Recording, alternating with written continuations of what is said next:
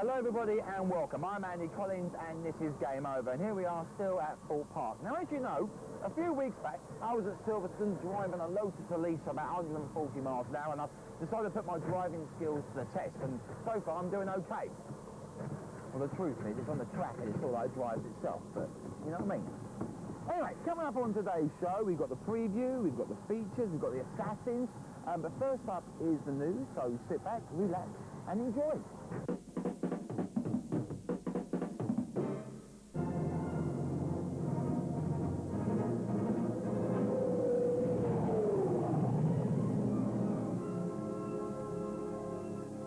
The force, Luke. The marketing force. You can't turn your head of late without meeting the steely glare of that bloke with the yellow eyes and chicken tikka complexion. Why? As if you didn't know. Star Wars Episode 1 is soon to be released, 21 years after its own sequel. And with the movie, the tie-ins. From comics, novels, toys and games, Hasbro paid $100 million for the license rights. There's going to be enough prequel paraphernalia to float the planet Tatooine. Gamers certainly don't miss out. There are two titles from the film. Phantom Menace for the PlayStation and Races on the N64. PC owners get the pick of either. Races is reviewed later in today's show, so no more on that, but Phantom Menace looks unlikely to disappoint. An action-adventure title, it strives to be hugely faithful to the plot of the film, with every one of its levels reenacting real scenes. Your dreams come true. Get to play a Star Wars character in a Star Wars film. Heaven! Races is available now, as is the PC version of Phantom Menace. PlayStation gamers, wait calmly, young one. Your Phantom has an August release date.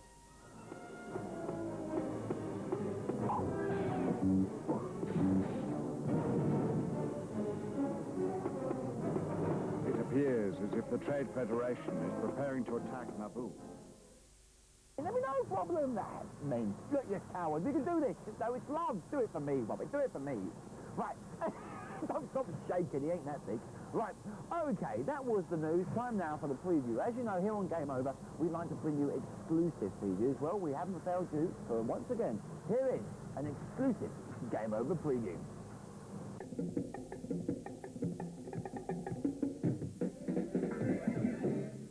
GoldenEye.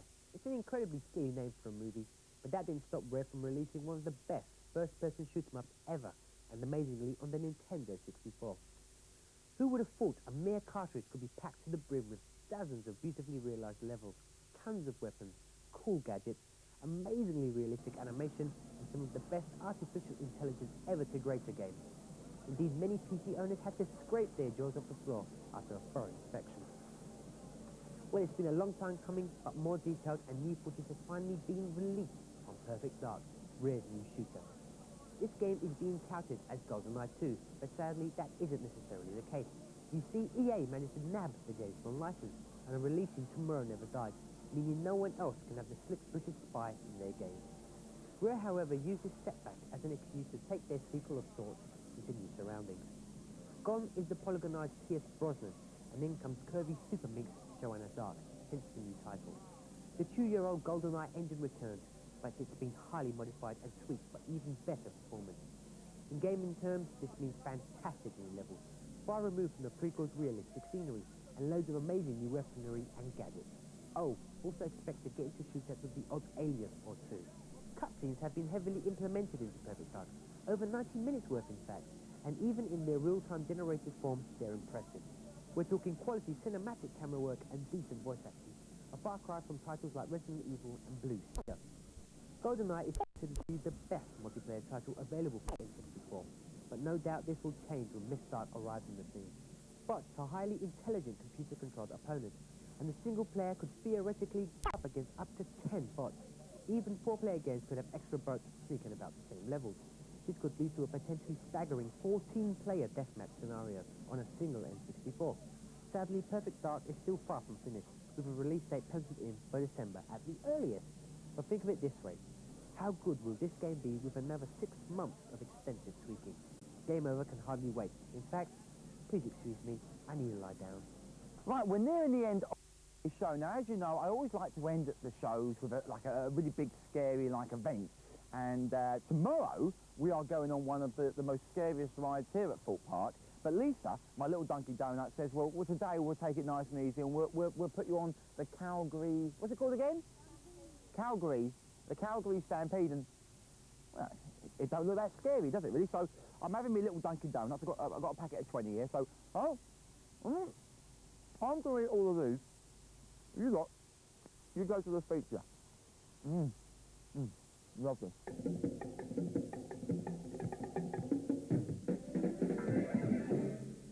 Did we mention that Game Over had gone to LA?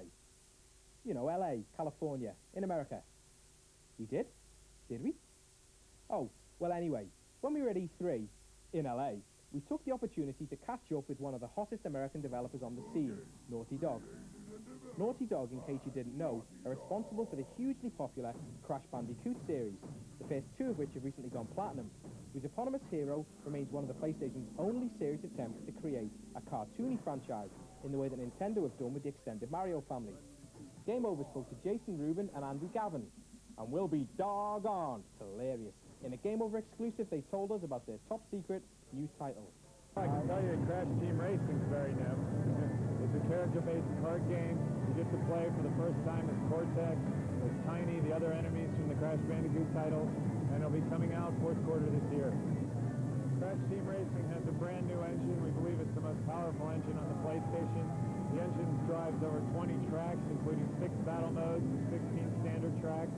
There are also boss-level tracks and other types of tracks, so it's a very, very large game.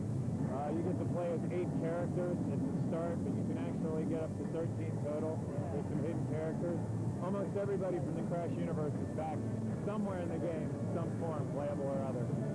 Creating a Mario Kart-style racer has long been something of a holy grail for PlayStation developers and users alike, but with the patchy S-cards disappointing and the imminent release of the promising-looking Speed Freaks. So Jason and Andy think that Crash Team Racing will be a dog's dinner or the dog's...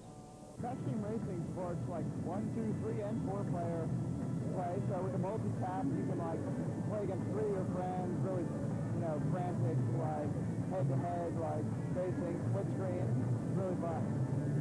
Crash Bandicoot has been massively successful for Naughty Dog and for the PlayStation, and has garnered some very famous admirers along the way. Hideo Kojima, the enigmatic creator of this year's PlayStation smash Metal Gear Solid, told Game Over that he rated Crash Bandicoot 3 as his favourite game. With such high praise directed at Naughty Dog, we thought it only fair to ask Andy and Jason if any new games had caught their eyes at E3.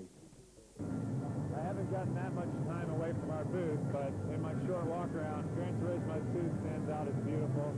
Ape Escape is a wonderful product. Quake 3 Tournament is wonderful. Arena is a great game. It's really looking like the PlayStation is finally coming into its own after 5 years of development. Crash Team Racing does indeed, in its early development stages, seem to be shaping up very nicely, and could in fact prove to be the first step towards a cross-genre Crash franchise. Those of you waiting for the 4th installment of Crash Bandicoot proper may, despite what Jason has to say about the quality of new games for the PlayStation, have to wait for the release of its mythical successor, PlayStation 2.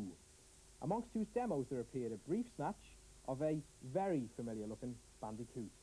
Here I am in the Calgary Stampede, and I've got a bad feeling about this. Now, Amy Jane is the operator. I've paid her a large amount of money not to go too fast, but she's got that evil smile on her face like she's just spoken to Lisa, and Lisa said, go for it, girl. So, I'm terrified now. Anyway, you lot go to the Assassins, listen to what the Assassins are going to say, and then when you come back, I will be in full flight, and I'll try and say goodbye. Well, off you go then, go to the Assassins. Not too fast, please.